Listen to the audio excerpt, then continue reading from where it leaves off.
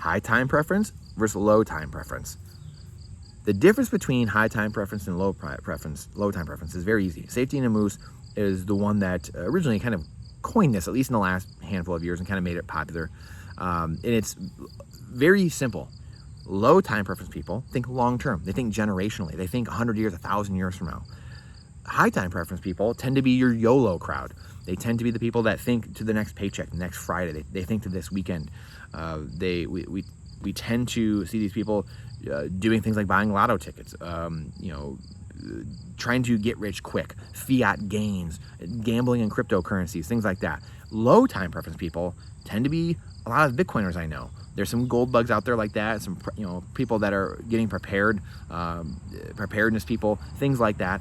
But Bitcoiners tend to be very low time preference people because they're thinking generationally. They're thinking 100 years, 1,000 years from now. What is the world going to look like? What is the future going to look like? Trying to get themselves in better shape, eating better, taking care of their body, getting better at doctors, getting better at pre-care so they don't have to have post-care because they know that's cheaper to have pre-care. Take care of themselves now so they don't, and so they can see the future, so they can see their kids and their grandkids.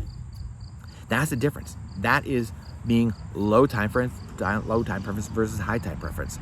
It's a completely different mindset. And the way this came about is because the debt-based fiat system we live in creates broken incentives. It creates a world where you want to YOLO. Your currency is going to zero, so you want to spend it faster and faster and faster. So you're trying to look around and buy as much garbage as you can. This is why our goods have gone down and down and down. The value of them, the quality of them has gone down and down and down. The price has gone up because we're in a fiat debt-based system. So it creates this YOLO attitude. It creates this, you only live once. We gotta go to college and I'm not gonna learn anything, but I'm gonna go party my butt off and spend my parents' cash. And I'm gonna go learn nothing, I'm gonna get in a ton of debt, and then I'm gonna be strapped, and then I'm gonna get in fights with my spouse about it, and then we're gonna get divorced. Because we know 50+% of marriages end in divorce. A lot of it's because of cash, lack of cash. Because it's running away from people and they keep saving liabilities they think are assets. They keep saving fiat currencies, the dollars, pesos, yen, thinking they're assets.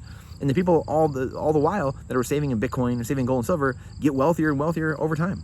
It's, again, purposely not taught in school, right? If the government taught you this in government-run schools, then you would start taking the power away from the government. But alas, the government is not supposed to have power. The government works with the consent of the people. Again, Bitcoiners know this.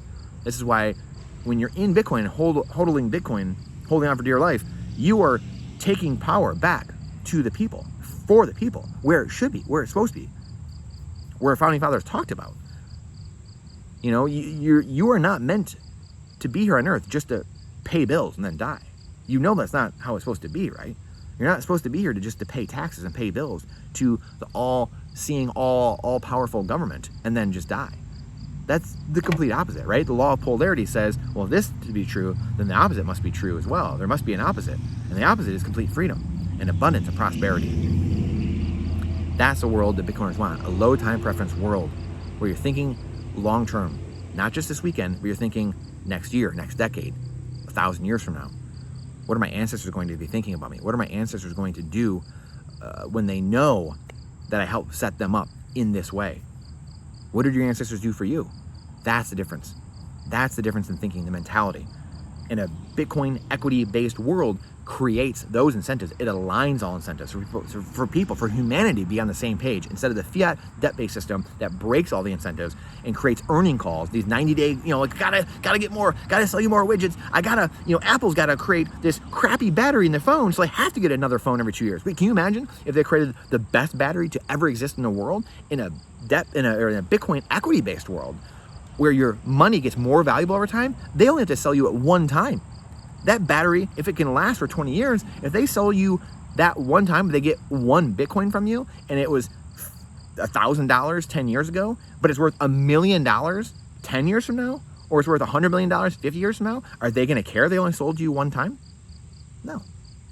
That's Bitcoin and the equity-based system aligning incentives. But instead, again, in a debt-based fiat system, broken incentives, you have to buy more and more crap, useless crap, over and over and over again. Are we low time preference or high time preference? Low time preference, thinking long term. High time preference, YOLO. Please share this out. The algorithm hates truth. I appreciate you coming to my TED Talk. Trust but verify. Question everything with boldness. This is not financial advice. It is freedom advice. I'll see you on the next one.